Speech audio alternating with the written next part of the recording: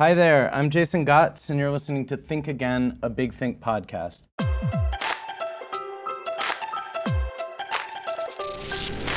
Since 2008, Big Think has been bringing you big ideas in small, concentrated doses from some of the most creative thinkers and doers around. On Think Again, we take ourselves out of our comfort zone, surprising my guests and me, your host, with unexpected conversation starters from our interview archives, ideas that we didn't necessarily come here prepared to discuss. I'm very, very happy to be here today with William Shatner, the William Shatner. He created the role of Captain James T. Kirk on the original Star Trek and won 2 Emmys and a Golden Globe for his portrayal of Denny Crane on The Practice and Boston Legal. He's also written nearly 30 best-selling books of fiction and nonfiction and released 2 awesome albums of music with the artist Ben Folds and others, including Henry Rollins, who's been on this show. His newest book, ZeroG, co-authored with Jeff Rovin, is a science fiction terrorism thriller set in the year 2050. It begins with an unnaturally powerful tsunami that destroys most of the coast of Japan and follows FBI field agent Samuel Lord as he attempts to unravel the mystery. Welcome to Think Again, William. Thank you. That was a long introduction, but very, very well done. Thank you very much. I want to talk about your book, but before we do that, as I am a longtime Shakespeare fan, and I know you started out in Shakespeare, I wanted to come out of left field and ask you whether you have a favorite character, play, speech, etc. of Shakespeare. Any favorite thing of Shakespeare? I wondered if we could start there. A favorite Shakespeare character? Character, play, speech, moment, anything. Well, I guess I have to point at Henry V, in which I understudied Christopher Plummer, who was playing Henry V at Stratford many, many years ago. And in repertory, especially this repertory at Stratford, you open a play, and then the next morning, after you've opened, you start rehearsals on a new play, and then you do that for 4 weeks, and then open that, and maybe a third and a fourth, so that the understudy rehearsals would be delayed until you finished opening new plays. And about the third or fourth day, I was asked to go on stage as the understudy because Chris was ill for a moment, and they asked me to go on, and I had never, not only had I never rehearsed it, I'd never said the words out loud, but I'd been drilling myself for some reason, and I speculate about this in my one-man show. Why did I drill those words so emphatically? Because nobody ever goes on for an understudy. Right. No, I've never been in an understudy relationship where somebody went on for me or I went on for somebody else. Right. Except in this one instance in which I had never spoken the words out loud. And then I went on stage in front of 2,500 people and critics and all that. And to some. How did it feel? Was it terrifying? How did it go? No, I was on a wave. I don't recall being terrified. I recall I've looked at pictures of Laird Hamilton coming down a wave a 70-foot wave. Okay. And I've got to think that he had the same feeling as I did. this thing pursuing you, you're riding, and you can't lose your confidence because the moment you doubt, it's over. So that's how it is for you. You feel that you must keep self-doubt completely at bay, because I've often thought that, for me anyway, you can feel the self-doubt and then say, oh, well, there that is, and still do your thing, and just having acknowledged it. Well, that's good if you can do that. If you can say, oh, well, there's self-doubt, there's fear, and there is dread, and look at that, there's hysteria coming my way. Right. And then, somehow deal with it and press on. For me, in life, denial is perfect. just deny the pain, deny the experience, denial. Oh, that's It hasn't wonderful. happened, it's not going to happen, I don't even want to think about it, and I'll die before I experience that. And eventually it all goes away anyway. So I'm half Jewish, and so for all semi or fully Jewish, But Jason, go ahead. Jason, you should be in denial about that. Well, I was going to say that Woody Allen gave us all permission to sort of recognize the terror and the anxiety and simply to move forward and turn it into something, I don't know, if not sexy, at least acceptable. In his case, turn it into a movie. A career, yeah. So you've had an amazingly varied career. You're best known to the general public probably for the Star Trek films, but you've been doing a million things, and you've been writing for years and years now. How did writing enter the picture for you? At what point did you decide to start taking writing seriously, if that's the right way to put it? Well, the written word is where everything begins and ends. I've always known that. So I've always written in one manner or another. I love poetry. I love the usage of words. In fact, when I was just starting out, I wrote some television half-hour plays, which the Canadian Broadcasting Corporation, called the CBC in Canada, which was the equivalent of, say, NBC here, bought. And I cast one of those shows, a girl, and eventually married her. She became the mother of my children. So I've been writing a long time.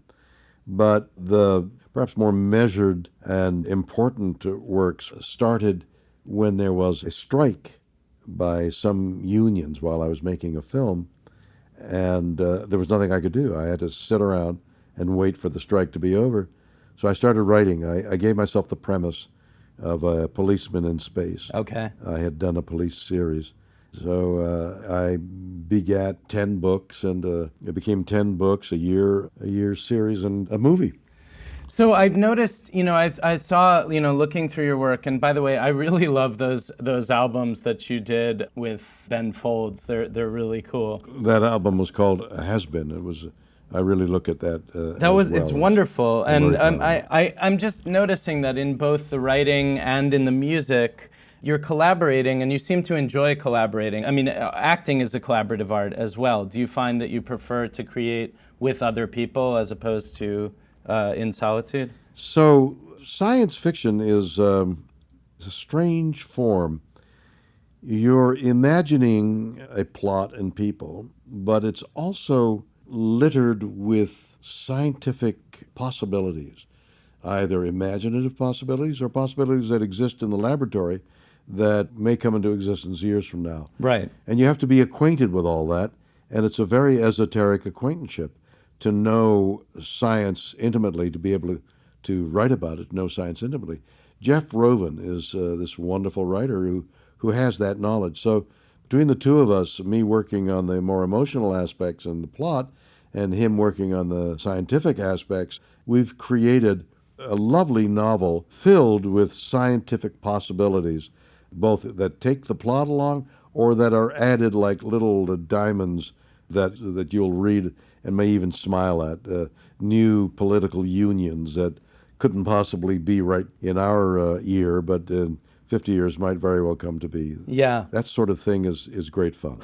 So in the new book, in ZeroG, I mean, I think I gave enough of an overview of the plot. I don't want to give too much away. It's definitely a fun and interesting thriller set in 2025. What are some of your favorite moments or ideas in the book? Anything you'd want to kind of highlight for people who haven't read it? Well, we have a character there we took from the present-day publicity about people who feel they've been born in the wrong body.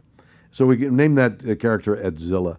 And Edzilla, instead of going for an operation changing his or her sex, is able to do it by will. That's totally an imaginative concept taken from the ongoing controversies that are in our day and age. But someday in the future, there'll be a medical implant whereby by an act of will you can change your sex. Yeah, I found that really fascinating. First of all, Edzilla's parents, I guess, genetically altered her either at birth or pre-birth. Right. And so that raises some interesting ethical issues, like about we are going to come to a point, no doubt, in the near future when parents actually may have some control. Well, I think with enough instrumentation that can look into that aspect of an unborn baby, since we're on the verge, and in fact not on the verge, we're genetically altering, but we're on the verge of genetically altering almost anything easily. Why wouldn't it be possible to go inside, even just at concept, right, and alter the genetic structure of the unborn child? It is happening when they see diseases that are abnormal. Why couldn't you do almost anything? Well, let me ask you this. Where, if you were in a position to sort of start all over and have kids, and you had sort of unlimited genetic alteration power, would you take advantage of it, or what would the limits be for you personally? Well, you see what you're addressing there is a real moral problem. Right. How much do you alter genetically? That goes for food as well, by the way. Right. GMOs are apparently healthy. They're allowing us to feed 7 billion people that shouldn't be on Earth in the first place. By being able to feed 7 and maybe 10 to 11 billion people in the very near future, we, like lemmings, have destroyed our environment. Right. And we're only going to destroy it further. So we've genetically altered crops to avoid disease. So the limitation is not only on what food is, but how many people we can procreate.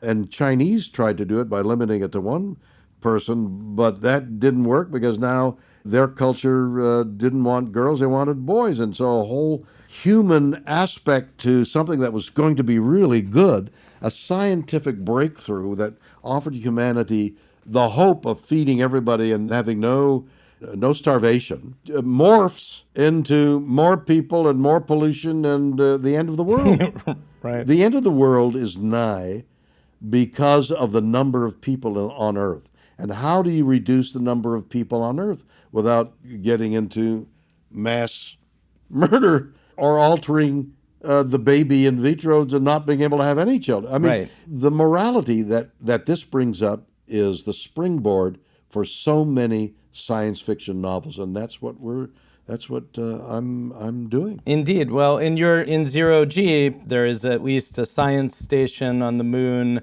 There are, fairly complex space stations. So, I mean, that, at least Elon Musk with his, SpaceX Mars mission seems to think that may be one viable solution is getting humans off Earth. There is no way that human beings can colonize any place else other than Earth, because the time it takes to reach an Earth-like planet that has the proximity to its star and many of the values here, which includes this thin skin of atmosphere and the temperature range and the oxygen proportion came about by evolution when chlorophyll started. I mean, you go back, one thing brings on another. Right. So that by evolving here on Earth, we human beings have arrived at our reptilian brain and our complex forehead. That evolved over millions of years. How the heck, you can't live underground on Mars. Even if you could, you can't. We belong in sunlight. And that sunlight is thousands of years in the future, even if you could go at a rocket ship near the speed of light, which you can't. It's going to take thousands of years. We have forgotten. We've got things on the books, laws on the books, understandings with other nations on the books 50 years ago that we've forgotten what they were. Well, that's right. We made an agreement 50 years ago. We've forgotten in 50 years what that agreement was or what we were supposed to do. Or imagine going 1,000 years on a voyage and somebody saying 500 years from now, why are we here? Where are we going? Right. Geez, I've forgotten. Let's look back in that library and dusting off 500 years.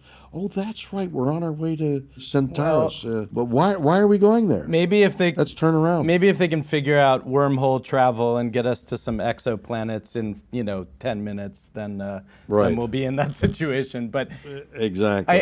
And that's theoretically possible as well. Maybe, yeah. I mean, Stephen Hawking seems to think so.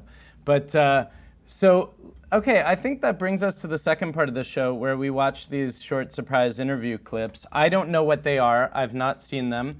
So I want to, we're going to have a genuinely spontaneous conversation. The first one, which is by Ryan Holliday, who's an entrepreneur and author. So, but wait a minute, Jason. This is thought-provoking? Is that what the idea is? Ideally, it is thought-provoking, and if it's not, then it's my job to provoke. We'll make it thought-provoking. Yeah, exactly. Okay. So we'll both watch, and then afterward we'll talk.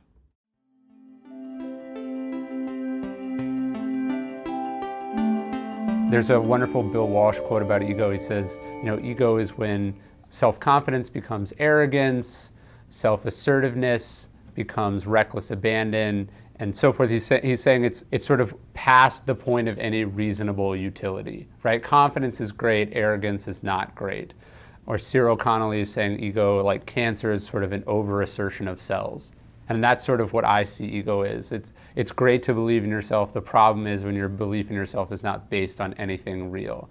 And so that's the enemy of trying to do basically anything that requires interacting with other people, right? If you're a creative and you're not able to take feedback because your ego is either so strong, or you're not able to take feedback because you don't care what anyone thinks, your work's not going to get any better. If you don't care about your audience, you don't understand who they are and what's going on in their life because you lack empathy, which is another symptom of ego, your work is going to suffer. If you can't work with other people because you're selfish and you have to be the center of attention of all times, you're not going to have a team around you. So it basically makes anything that we're trying to do harder than it already is.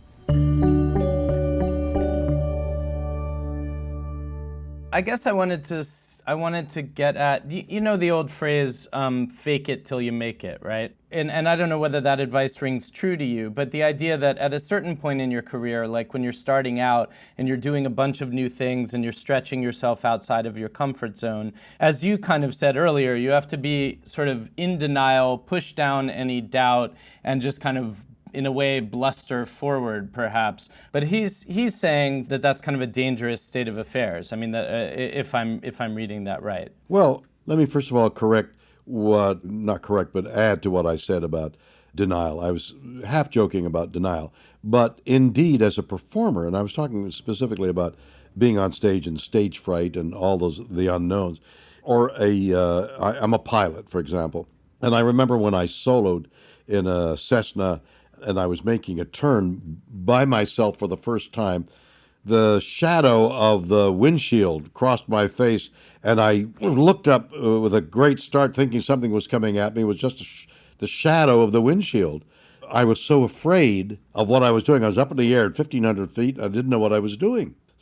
Now, if you panic, God knows what will happen. So you need, like a test pilot, to control that panic, and like an athlete in a big game, use it so that you extend your faculties to their limit. Right. Some people can do it by combining the use of those nerves. Some people say, I'm not going to even face those nerves. I'm going to focus on what it is I have to do and suppress anything else. Both work, I think. But if you talk about ego, then what this gentleman is describing, ego and trying to do something that somebody else has never done or that you've never done, he starts off with ego and the need for the self-confidence and the feeling that I can do it.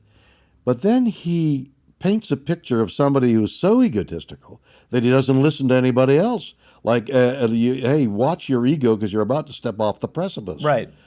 So you might say, oh, well, that's where the precipice is. You can still be filled with ego. I've got the kite in my hands, and I'm going to step off the precipice. Just point me to where the precipice is, if you don't mind. And I've got the ego that I will sail this kite in space, but just help me get to the precipice. You can have ego, an overweening right. ego. What kind of a mind would get in a spaceship and go to Mars for the first time? Who would do that? Right. Except somebody who thought, I don't care if I live or die, I'm going to make this adventure. The reality of Columbus sailing a ship over the edge of the earth, the reality is that he knew the earth was curved, or he heard the earth was curved, but there were many of his crew who thought the earth was flat. You sail long enough, you fall over the edge. They were on the edge of a precipice. Right. They thought, or certainly Columbus thought, screw it.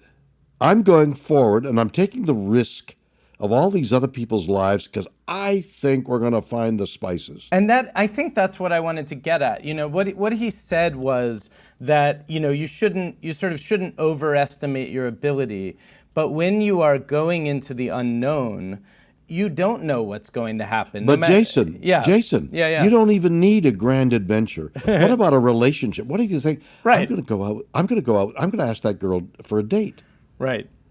Well, right. If you're shy, if your basic nature is shy and you feel unworthy and she's so pretty and she's so, you think that's above, and you suppress all that and you venture out onto this flat earth on the edge of a precipice, you're going to ask for a date. Yeah. You have to suppress all the feelings of inferiority and think, I'm okay. I'm going to do this. I'm going to be her equal. And not only that, but the fact that anybody gets married, knowing as little as anybody else knows about anybody else when at the point at which they get married, no matter how well they know each other, they don't know anything. That's right. You know? That's exactly right. I'm one of your few authorities who can attest to that very fact. You don't know anybody that you marry until you've been married a length of time. Yeah. Even then, strange aspects reveal themselves. Right. And so, I mean, to go into that kind of adventure, which people do over and over again, certainly requires, if not ego, at least some kind of suspension of disbelief, you know? Well, see, now you're in the area of suspension of disbelief that you're okay, you can do this is worthwhile. And your mother and father say, son, Jason, don't marry that girl. Right. And you say, Dad, I'm doing it. Right. And your dad says, all right, it's your life. Okay, don't come to me. And sometime later, you ring your dad and say, Dad, you were right. Right. And maybe he'll be right, maybe he won't, but you know. And maybe he'll be wrong because he's got his own prejudices and he doesn't know this girl any more than you do. So you can see how complex the picture is without painting a psychopath. Yeah. Who says, "Don't talk to me. Don't run. I know everything." And we've heard some of those psychopaths say, "Don't talk to me. I'll fix it. I alone can fix it." I believe I was listening to Just Such a Psychopath 2 nights ago. Well, there you are. So, and that I don't admire. But there are people whose core knowledge of something is so profound that they say, look, you don't know what I'm talking about, whether it's higher maths or astrophysics or this relationship. You don't know what I know. Right. And therefore I'm going ahead with my ego. I think I'm right and you're wrong. Those people who have been right and you were wrong were the people who explored all those new ventures. Mm-hmm. They're the creative, productive human beings who've lived individually, isolated individually over the generations. 1 or 2 or 10 people in a generation. Right. Have made these steps into the unknown that advised against it by everybody. Well, you hear these kind of things like about, for example, Stanley Kubrick, right, who is undeniably one of the great directors, right? But allegedly, he was just, he mapped out his entire production, didn't want to hear from anybody. Actors were essentially tools in his hands. Yeah. And you can stand aside and you can look at that and say, okay, that's bad, or he might have learned more. But it's not bad. Yeah. It's not bad. Yeah. And it's a perfect example. Right. A director of a film has a vision. Right. And his vision may be, I thought, no, those shoes, you need to tie the laces on the shoes. That's my vision. Right. The wardrobe person as well, they're made so that shoelaces are untied. I don't care. My vision is tie the shoelaces. As incidental as that, that's the vision. Why shouldn't that be ego? Sure. Why should the wardrobe mistress have a vision that supersede the director's? Yeah, and I think it's probably true also, and you've worked with many directors, that people have just different styles. Some are more authoritarian and always in charge of everything, and some are probably, But Jason, more collaborative. It has to do with the vision. Yeah. A director may have a vision, and every aspect, why would a painter say to you, okay, go in and put a few dabs of some color on my painting. It's okay. Sure. He's got the vision. Right. He's painting the whole picture. That's what that kind of director would do. Other directors say, well, it doesn't matter, tie the shoelaces, don't tie the shoelaces. I'm cutting above it anyway. And that's their vision anyway. Right. That's right. Yeah. So it's hard to argue what is ego and what is psychopathic. Right. Yeah, what is ego in the healthy sense of sort of knowing what you're doing and knowing why? Right. Is there anything healthy about ego? Right. Well, yeah. I mean, it seems so. Well, yeah, because most people You know, what did the first person say? Look, we've just come out of the tree. Let's head north. Right. And the evolution of mankind began. Some individuals said, I'm tired of sleeping on the tree here. Let's lie on the ground. It seems much more comfortable. Yeah, but you'll get eaten. I think I'll be alert enough to hear the tiger coming. Yeah, it's called leadership, basically. It's called leadership. That's exactly right. And how can you lead with a group of people? It's complex, my friend. And this guy telling us that the ego then leads you into psychiatry is, as I think, Interesting. Incorrect. Okay, so let's leave it at that assessment, and let's move on, since our time is a little limited, to the next surprise video. And that's Nikhil Goyal. He's an education expert. All right.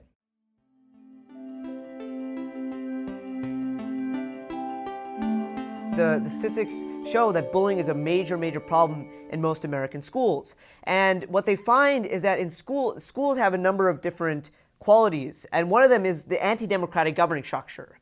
If you look in most American high schools, for example, they are gargantuan, mammoth institutions. They have thousands upon thousands of kids walking through the hallways every day. And what happens as a result of this, and this is not necessarily the fault of teachers or even just the people in that school building, when you have such a large student body and you don't have you have large class sizes, there's not enough time for students and teachers to have really strong, authentic, and genuine relationships. And students, basically what happens is they don't have any relationships with fellow peers and students at a really rich and authentic level. And so when students feel that they have no power or no agency in their school experiences, what often happens is something called cliques arise. So if students feel that they have to wield power and get control within themselves and within their ranks. And so cliques are one of the major phenomenons in American schools, where they create basically power structures within the student body themselves. I actually want to start in a sort of oblique way and then come to the bigger ideas here. I wanted to start with, like, let us take a trip in the Wayback Machine to Canada when you were a kid. Were there bullies in your school? Were you a bully? Were you bullied? Was that a thing that you dealt with? Well, you want to bring this specifically to my experience, or do you want to discuss why not? And bullying in I general? want to start. Well, I mean, I just find that it's sometimes helpful to go from the particular to the general, and a little more colorful. I'm happy to. Right. Yeah. Well, when I went to grade school, and maybe even as far as high school, I was brought up in Montreal, Canada. Okay. And I'm Jewish, and being Jewish in the milieu that I was in was unusual. And so I was attacked a lot as a kid for being Jewish. And I had fights every day. It was more than one guy at a time. And crowds of kids gathered around yelling, "Fight, fight, fight." And I'd be the one in the fight trying to handle one, if not two, and sometimes three kids my size, my age. And I had fights all the time. And one bully I remember in particular, there were places where coal was dumped into the furnaces. So they were raised like 2 feet above the ground. And so they provided a place, maybe 4 foot square, that was like a crowning place. So somebody would stand on this and be the bully, and then they'd try and get you off. That was part of the game, to see who could stand on the highest place the longest. Part of a bullying campaign. But that's my experience about being bullied. Okay, I was bullied all the time. Now, I mean, just looking back, do you feel, I mean, not that anyone would wish that on their child, but did you become, like, tough as a result of that, or was that? Well, that's an interesting aspect. Wish on your child is an interesting phrase. You wish only the best for your child: kindness, eagerness, ambition, softness, delightful, pink, lots of food, soft bed, good friends. Right. You wish they would have that. But what does that make? Right. What kind of a child does that make? When you talk about bullying, it seems to me you need to look at life around you. You look at other animals living in concert with each other. Look at a wolf pack. Every social animal that I can think of, chimpanzees as close to human beings, apes, all the great apes, in concert, when they live in concert, there's one or two alpha males, or in elephants, maybe it's a matriarchal, and the alpha female. And they alone, at least in the wolves, they alone breed, and their children are alpha children, and they're handled, even the insects, bees, think of it. Most, maybe all, aspects of life living together, there's a dominant individual. But at the same time, don't we have to say that, like, humans, while we are like other species, we're differentiated by the fact that we have a prefrontal cortex, we organize into societies, we have the option to make decisions. We organize into societies in which there's a leader. If we elect them, or they're appointed, or they assume it. There's I know, but always I guess a what leader. I'm... There are leaders and there are followers. Do the leaders achieve leadership by bullying? That what I'm saying is that we don't, it doesn't necessarily, we don't have to organize things as kill or be killed. That we are different from other animals in that, for example, you and I are not going out every day and like macheteing people. Now there are humans that are doing that, but No, but how did you get this podcast? well, not by macheteing anyone. I mean, Well, not literally, but did you push somebody aside who might have had a podcast? I mean, not you? not literally, but Well, obviously. not literally, Yeah. but somebody could have had a job, but you got it. Right. Good point. I love making a good point. No, it's good. So, going back to what he was saying in terms of power structures and how they create bullying. I mean, regardless of whether we think that this is a natural state. Well, no, not regardless. That's the point. Okay. The point is, it seems to be a natural evolution in a group, that if the group has to do something other than just sit around and go into the ocean and toast marshmallows by the campfire, but then somebody's brought the marshmallows and somebody's made the sticks. So in every group that needs to go to do something, go someplace, there's always a leader. Let's go there. No, let's go. Okay, let's go 7 steps in that direction, see what happens. Yeah, I guess where I want to, and we're not debating. I mean, I guess where I we are. differ. Well, where I differ is, maybe we are. Where I differ is just using the word differ. Where you differ, William, we are not. It's not a zero-sum game. Like we're not. Nobody's keeping score, right? That's not. I'm not trying to win the podcast. But I am. You are? Okay. I all right. win. So, no, what I'm saying is like leadership and bullying aren't necessarily the same thing, are they? I mean, now leadership and bullying are not the same thing.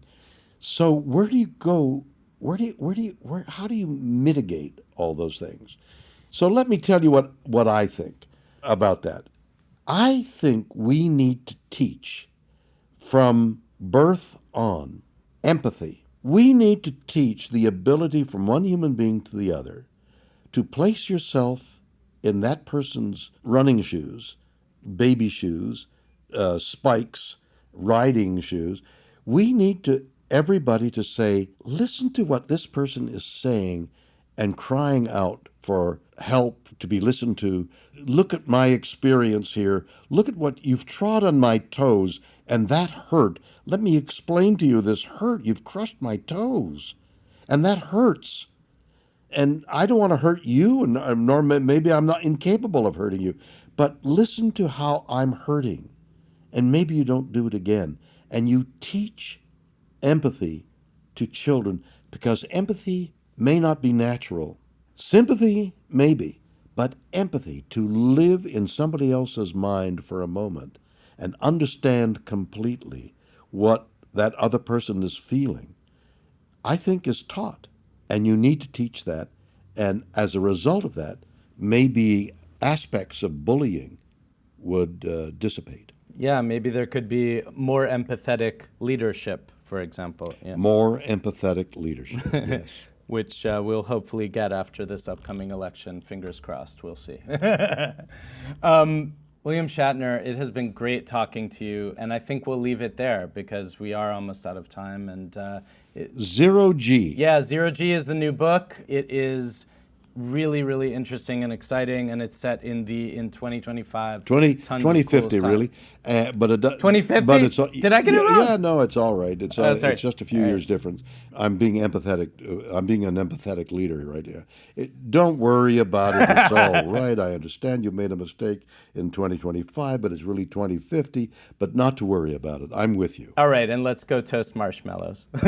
And go toast marshmallows. All right. Exactly. Thanks so much for your time. A pleasure talking to you, Jason. Pleasure talking to you.